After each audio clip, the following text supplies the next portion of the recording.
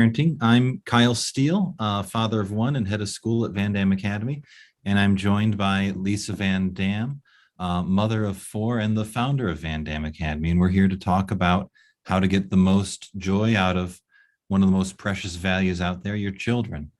Um, Merry Christmas, Miss VanDamme. Merry Christmas.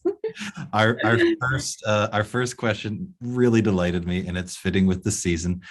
Someone asked us. I'm going to pull up the exact wording so I get it right. I'd love to hear how you talk. Hear you talk about how you handle the Santa, Elf, etc. fantasy with little kids. And I guess we can, roll in the Easter Bunny and the Tooth Fairy and so forth. So I am excited to talk about this because if I'm just taking the pulse of how many objectivists feel about this, I think I might be on the opposite side from a lot of people. But I know that you said that you've written something about this. Do you want to share a little bit of that now, or do you want to? Sure. When I saw the question, I had pop into my head the title of something I'd written, a note I'd written on Facebook long ago called "Santa's on the Roof and He Won't Come Down." You and I use this grandma's on the roof and she won't come down joke in many occasions. So this is another one. It'll become clear what the joke means if I read this brief article. So I'll just read this as a starting point for our conversation, and then we can talk about how each of us has handled the Santa issue and fantasy more broadly. So this was when, so I have four kids, ranging from 22 to 7. And this story was written when my son, who's now 9, was 3 years old. I think he was like, just turned 3. So it says, I wasn't sure how to handle the Santa thing with Seth. My eldest two were content to play Santa. For the first few years, they were delighted and unquestioning. By the time they were ready to start assigning things a metaphysical status, I had made it clear that Santa was a fantasy and a fun tradition. We still left out cookies. But Seth is a different story. He saw Santa at a garden store from afar, and then at the mall, where he told him what he wanted for Christmas. That night, our nanny had arranged for Santa to call Seth. He began to look a little suspicious when this Santa sounded 25 and Mexican. Then, when Santa asked him what he wanted for Christmas, he was exasperated. I just told you today, I want a bear. That weekend, we went for breakfast with Santa at the community center, and Seth sat on his lap. On the way home, he was pensive. Suddenly, he declared, I think there's 4 Santas. There's an old joke about a kid at college whose mom calls to say his cat died. He says, Mom, you can't just tell me that so abruptly.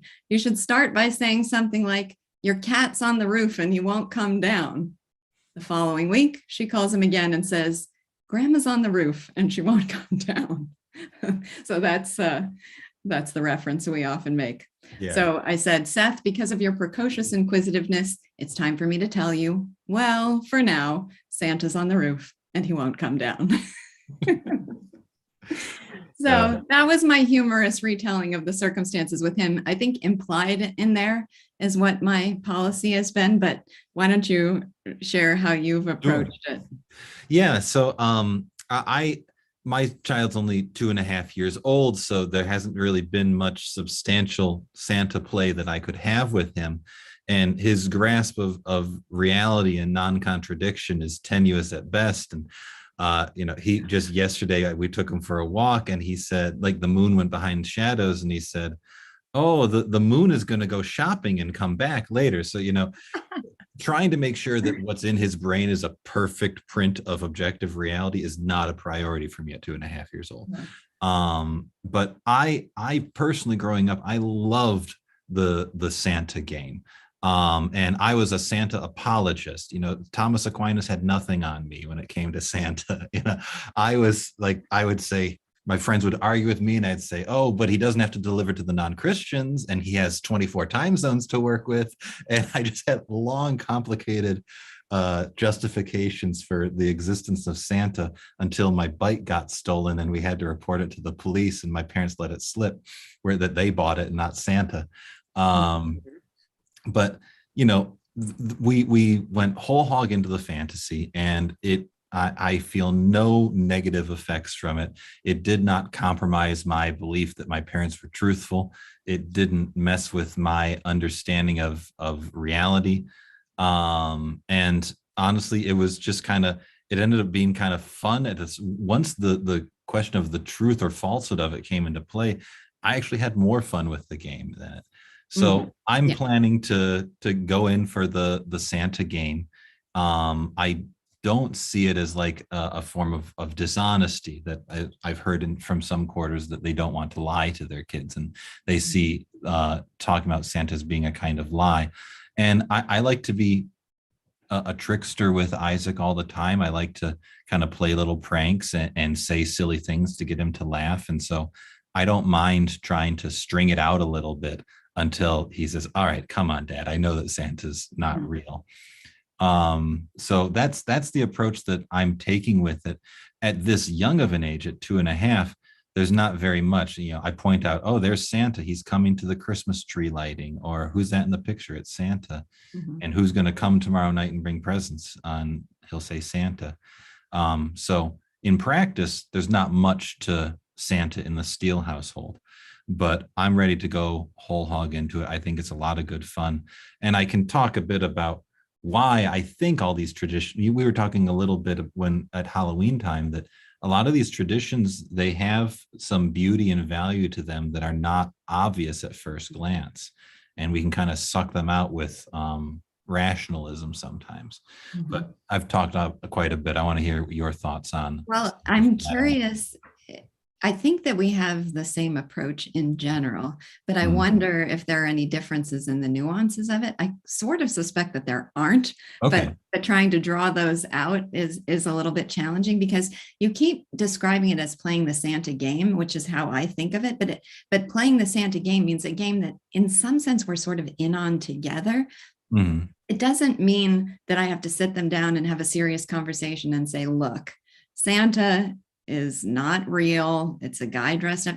But I think of it as I no more need to do that than when we go to Disneyland. I need to say, okay, kids, come here. We need to have a serious talk. You see that guy in that mouse suit? It's not actually an oversized mouse. I mean, there's something that seems pretty intuitive and obvious to them that it is a game. And that's the experience that I had with my kids, is that it always felt like this was a tradition and a game and a fun thing that we are playing together. There was a stage where they were too young to really make the differentiation between is this sort of in the realm of play and fantasy and is this real? And at the same age that they would think that the moon is going to the store to pick something. Exactly. Yeah. And at that stage, I just don't think it's important to draw the distinction. But I think the nuances come in being responsive to your child. So if they started to really feel earnestly perplexed about this and feel like there was some conflict that was uncomfortable at school, where there are some kids who believe this is really real and others, I'm not going to not weigh in on that conversation or give them a sense of order and intelligibility and security that things can make sense to them. But I think that you would that the same way. My starting position is let's have fun with Santa. It's a cute tradition. All the stories and little fables that have grown up around him are lovely. And it just kind of makes the holiday season more fun to go around and be like, oh, we see Santa over there. And we're the same way that you have fun talking to Elsa at these things now. Elsa's now become a mainstay at a lot of Christmas events. We don't need to explain that it's not really Elsa. And then the devil will be in the details after that. You talked about conflict at school. That's something that could we see a little bit on the teacher side of things, that some families really want to keep the Santa myth going for a long time, and then they might get upset if other kids are spoiling that for them. And so I can very easily see myself being like, it would be kind of rude if you kind of spoiled the fun for these people and rained on their parade. And not that I'm going to, give a severe punishment to him, but just to explain, it's a good little social opportunity. Like, how much do you want to ruin their day by convincing them that Santa isn't real? And then, as let's take your cute anecdote with Seth, I think it would have been inappropriate when he posits his not trinity of Santas, but quadrinity of Santas. It would be inappropriate at that point to say, "Oh, hold on, let me tell you why you shouldn't trust the evidence of your senses," and they're really like, you got to give up the ghost at the right moment. So, did you have any fun things that you did around Santa? It was mostly leaving out the cookies and stuff. We still do. I mean, we still leave cookies for Santa every year. And this accords with what you said about your own experience as a child. The fun of it is not in the belief that it's real. That has not been my experience. The fun is you don't have to actually believe that Mickey Mouse is an actual human-sized cartoonish mouse being. You don't have to think that that's real to enjoy the experience of seeing Mickey Mouse. And like you don't need to believe Cyrano is real, right? Yeah, we engage in all those silly traditions, going to tell Santa what you want for Christmas, or leaving cookies out and carrots for the reindeer. Yeah, we do all that. Yeah. So we're both coming down as pro Santa. Have some fun with it, and then just respond to, then let it be a bit of a dance with your kid for how the details go from there. It'd be if we still have a few more weeks in the holiday season. If you have funny stories about situations that you've got in with the Santa game with your kids, or if you're facing a dilemma, please send those in. We'd love to hear more about that. That could be a lot of fun. Totally. But we got quite a few questions. You put up a call on Facebook, and we got some really good ones. I'm going to move to another one now. Moving from Santa to something a bit more severe. What do you think about Jordan Peterson's rule? Don't let your children do anything that makes you dislike them. Now, I don't believe that you've read his 12 Rules for Life. I started it. Yeah. I read that chapter, and I thought it was interesting. So I'm going to try to summarize the ideas for you. And okay, great. Your first impressions on them. Yeah. So he's making a few points that are kind of related together.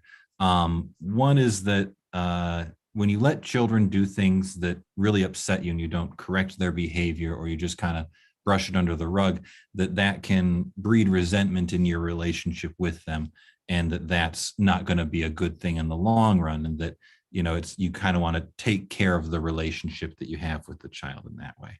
He also, as he often does, ties to some studies in social science that found that kids that are not, this is not the big term in the use in the literature, but kids that aren't likable by about 4 or 5 years old are unlikely to become likable later. That if you don't help them to, if they don't become pro-social or well-adjusted by that age, that it's very hard for them to, if we're talking about like the kids that are hitting and pushing and being rude and that sort of thing, it's hard to outgrow some of that. And he's making a point that one of the best things that you could do for your child is to make sure that they're likable, because if they are likable, they are going to get more resources over the course of time. Teachers will spend more time and consideration on them. They'll get kinder treatment. The image of the world they see around them will be smiling faces rather than frowning, angry faces. And then he has an extended anecdote about he was babysitting for some friends, and there was a child that was really difficult to put to bed, and he was rather forceful with the child going to bed, and that ended up being very successful. And he draws some meaning out of that like you kind of gotta impose your will on the child if you know what's best. So it's a few related ideas in that chapter of the book. But the central idea is when you find yourself angry and upset with your child, that's something that you need to take care of, because if unlikable trends continue, bad things happen as a result of it. I'm Okay. sure that someone could nitpick some of the things I'm saying, but I think that's given you the thrust of it. Now, your face had quite a range of emotions. Array of reactions. Anything that Well, you want to pick on first there? sure. I mean, obviously, it's a very vague. It's okay. It's going to be vague. I imagine it's vague even as presented in the Yeah. book. Then Yeah. your condensation of it inherently is going to add some vagueness to it. So it's a difficult thing to grapple with. And it sounds like, to me at first glance, hearing, it sounds like it has a lot of plausibility in the because of the things it's reacting to, Right. negative behaviors it's reacting to, but it also sounds to me like it has a lot of weaknesses. So I'll just pick one thing out of it as a reaction. My strongest reaction was to the idea, don't let your child. What does that mean exactly? So if I concretize that for my life as a parent right now and think about the things about my children that might make them, quote, unlikable to me, that's a bizarre way to think of it, but my children are likable no matter what, because they're my children. But anyway, I'm having a really hard time right now with my son's whining. I believe it's come up on this podcast before. There's something my daughter, my 7-year-old Coco, has figured out. She's got his number and she knows how to irritate him, and she knows how to get under his skin. And his reaction to it is a sort of helplessness that leads to constant whining. He can't control her. He wants to control her. It frustrates him. He feels helpless about it, and he whines. I've had a million conversations with him about what would it mean to not let him, to put him in his room every time he expresses his feeling of helplessness through the form of whining? Would it mean lecturing him and reprimanding him and talking to him about it? I do that too much, I would say. I think very often when it happens, I point it out to him. I point out to him what I think is unpleasant about it. I talk to him about it. And I notice, I think I've made this point before too, that often I sound pretty whiny and helpless when I'm complaining to him about it. And I'm always conscious after the fact that that is not going to have any impact at all.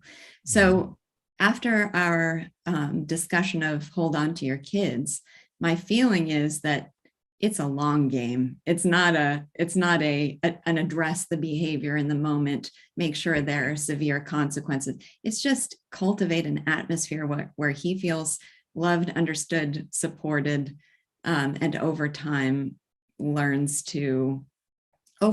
through conversation chosen at the right moment and presented in the right way, learns how to manage whatever the feelings are that are leading him to whine. But don't let him do it sounds not helpful to me at all. Yeah. I know you were saying that my description is, it's truncated and you haven't read it. But I think that I have read all of it. And I'm generally interested in a lot of the stuff that he does. But I do think that your response is pretty fair in my estimation. It's a lot of the stuff that Peterson says, I often think of it as being like that optical illusion where it could be a bunny or it could be a duck, depending on how you look at it. And the way that it's worded, it depends on what emphasis where you put the emphasis in your interpretation of it, that it can mean one thing or another. And I think that that's a fault of Peterson, that he's very, very imprecise. And so the good points that he makes end up getting watered down or misapplied, or if he's making a mistake, it's kind of obfuscated. But yeah, I like the piece of advice only if I'm kind of letting my eyes go fuzzy. If I look at it through blurry eyes and see it as like an injunction to pay attention to the relationship you have with your kids, I'm all for it. We call this podcast Enjoy Parenting because we think that, the enjoyment of your relationship with your child is one of the best guiding lights you can have as a parent. And this seems to be in harmony with that. It's kind of the negative inverse of it. Yeah. But I think that because it's done in a negative way, it's not saying develop a fulfilling relationship with your child as a person that you love. That's not what the injunction is. It's don't let them do things that make you dislike them. Mhm. And so it's negatively formulated, which means it's done, as you said, as like an immediate concrete action. So you're going through your day and you just kind of have a sensor going in your brain. Do I like this or do I not like this? And when I don't like this, I got to stop it. Mhm. That's anyone that spent a significant amount of time with kids would know that it's a long game with kids, and really with any human being, it's a long game. And so there's something about the advice that because of the way that it's worded, it's putting the emphasis in the wrong place. I would like much better. If you don't like your relationship with your child, figure that out, which is more vague, but also healthier. Yeah. And that's been the way that I've approached these 2.5 years with Isaac. When I have found parenting to be a real chore, I've said to myself, what do I got to do to correct this? Maybe I need to kind of slowly coax a different behavior out of him. Maybe I need to adjust my expectations. Maybe I need to change the environment. My wife is pregnant. She's the baby's due in about a month and a half, and her back hurts a lot. And so she's found parenting to be a chore quite a bit recently because we've got a very high energy kid. And rather than saying, I'm not going to let him be high energy because that makes me dislike him, what she did was, she said, all right, I need to get activities I can do with him while sitting down at the coffee table. And so we have all these beautiful activity books and coloring books. And I think that's a better application of the spirit of this advice, that she was noticing that she was finding parenting to be a real chore. And she tried to understand what went into that and how to make sure that she enjoyed it. I think that's a better way to, a better guiding principle than don't let them do things that make you dislike them. Yeah. And related to that, as a vague but better directional piece of advice, I think if you don't like your child's behaviors, work to understand where they're coming from. Yeah. And then help to correct them. But the sort of prohibition approach, or that this is very much at odds with everything we've been talking about with Hold On to Your Kids, where the rules and tricks and techniques aren't what works in parenting. What works is the cultivation of that good, healthy relationship where they will inherently and naturally turn to you for modeling and advice. So working to understand them and to build a better connection with them over time, and make the modification of any behaviors a long game strategy, not a simple trick or technique or rule with punishments and rewards. That sounds like a more sensible way to approach it. Yeah, you're right about the fact that this is pushing parents into contests of will with their kids. Now, could someone give this advice with a whole lot of caveats and riders so that you're not going into that? Sure. But you and I are much more a fan of the approach that's modeled in Hold On to Your Kids, where it's about having a trusting, loving relationship. And that's how you get to manage children's behavior better. There's that power steering metaphor that we were talking about before. Or we also really like the works of Chaim Ganat, which is studiously avoiding contests of will and is instead trying to move a bit more with the energy of the child and communicate in a way that keeps you from getting into those. I'm going to see how angry I can get and you see how angry you can get. This advice is almost designed to put you into that contest of wills mindset. And you and I would both say that should be done very rarely and very carefully. It's a very rare thing where you just step in and impose and say, you can't have that toy. I'm going away. You can't be at this party. We're going home. Like that's a last resort, and it should be done very, very delicately in order for it to have the right effect. I in my whole career as a teacher, there's a very small number of times where I've just had to put my foot down and say, this behavior is not going to continue, or you're going to be out of the classroom. I go to that at the very end. That's the nuclear option. And this advice would almost put it at the beginning. But we have a little bit more time. I don't know if we have a small question here, but I'm going to bring up another one, and we can maybe start it or talk about it a little bit more at another time. Okay. One of the people that commented on Facebook wanted advice on finding the balance between pushing your kids to be better without communicating that they aren't enough. Now, that's a question where I would love to get specifics and concrete examples to know exactly what we're talking about. But if I'm just projecting a little bit, I'm imagining like you've got a child that is doing piano, right? And you're trying to figure out, when do I push them and require them to practice, and when do I just let them not practice? Or if they are doing work and they're kind of feeling a bit lazy, when do I push them to work harder, or when do I say, all right, that's good enough? Well, why don't we try just using the example I gave in regard to Seth? Because I do feel like this is something that comes up in my subconscious when I'm encountering these situations is, am I making him feel like he's not okay because of this habit or pattern of whining? And does the frustration in my voice and my own aggravation tell him, I don't like who you are because you're doing this? Obviously, that is not what I want to communicate. What I want to communicate, and when I feel like I'm handling it ideally, is that I love him.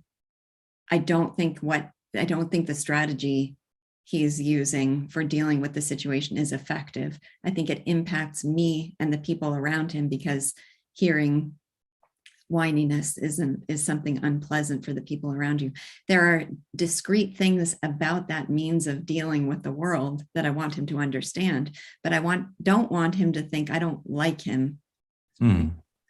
Jordan Peterson connection. I don't want him to think I don't like him because of it. I love him. I adore him. I will always have absolute unconditional love for him, but there can be discrete behaviors that both I want to have empathy for those behaviors, and I want to make it clear that they exist in a very narrow context of his identity. So there's something in there about how to approach it, sort of contextualizing it as part of the issue. And it's in the way that you communicate about the issue. Are you communicating, Seth, you're always doing this? Like, why are you so whiny? Like, not these universal labels about his behavior. One way that helps you to navigate between those two extremes that are mentioned in the question of helping them to be better and saying that they're not enough is to make sure that what you're talking about is a particular, not a universal. And specific, like I think of the idea that I can do I statements, it statements, but not you statements. So I'm happy to talk in the first person and the third person, but not the second person about an issue. So I can say like, I'm so frustrated that I hear whining so much. Then I'm talking about myself, and I'm not talking about the child. Or it's not working to do that with Coco right now. You're talking about the situation. But once you start to say, you are whining a lot. Now that's the one way that you're going to go into the convincing them they're not good. When you use you statements, then and talk about like what they do, that's one way that you're going to get into trouble. There also might be a premise in the question of being really performance oriented with your child. Like, are they doing well enough at this sport? How much should I be pushing them to do better at this sport? And we don't have enough time to go into all the traps that can come with being performance oriented, but it might be worth, if you find that this question resonates with you, like, I want my child to be better, I want my child to be better, figure out why you want your child to be better. Is Mhm. it because they have a problem that they need help with? Or Mhm. is it because you want them to keep performing higher and higher and higher, Mhm. which might not be an appropriate attitude to have? You got to figure out how you want to relate to their performance, because just pushing it up is not going to be healthy necessarily. I don't know if that's where this question Yeah. is coming from, but Mhm. there's just something in the wording that put that in my thought in my mind. I found your 3 ways of approaching it in discussing it with him. I found that really helpful. The other thing that I find helpful in this moment is to think of it as primarily help for him, not for me. Hmm. Don't think about the burden on me of his whining. Hmm. It's kind of a silly way to think of it. I don't like the whining because ultimately, I mean, we could go into psychologizing about why as a mother or a father, it could really bother you that your child has some weakness or some flaw. We'll have to save Right. that for another conversation. But if I turn the focus not on myself, but on, I just don't think this is a helpful way for a good way for you to live. I think there are better ways of handling this situation for you, for your happiness, for your well-being. There's Hmm. some sort of weight that's lifted off of me, and that sort of um, creates conditions for more patience and empathy and understanding. Yeah. The goal is to help you here. It's not about me. Gosh, this is we're stumbling into a really big and meaningful Yeah. line of understanding about how do you relate to your child's performance? How do you see their problems in their life as being theirs and not yours? Yeah. And how do you see your relationship as trying to help them with those problems rather than getting their performance up to a certain level? And Well, unfortunately, I can't make it to the clubhouse today. I've got no, obligations here because it's there Wednesday. won't be a clubhouse today. I want to let everybody know that. So no clubhouse, but we'll resume on Thursday again next week, Hmm. Thursday at 11, and there will be clubhouse after that. Yeah. Yeah, making sure that works for the schedule, but it does. Yeah. So when review the tape, write down those 3 topics that you just enumerated at the end, and let's try to talk about those more. I That'll think be those fun. sound Yeah. really interesting. And also our viewers, if you can let us know, do you like the more concrete stuff, the stories and anecdotes? Do you like when we get big and philosophical? I think that Lisa and I both have a tendency towards that. We certainly get a lot of joy out of it, but we want to make sure that this is useful to the viewers too. And then lastly, if you have questions or topics that you want to suggest, you can write to us at enjoy.parenting.arc@gmail.com. We'll talk to you next week. Bye. Bye.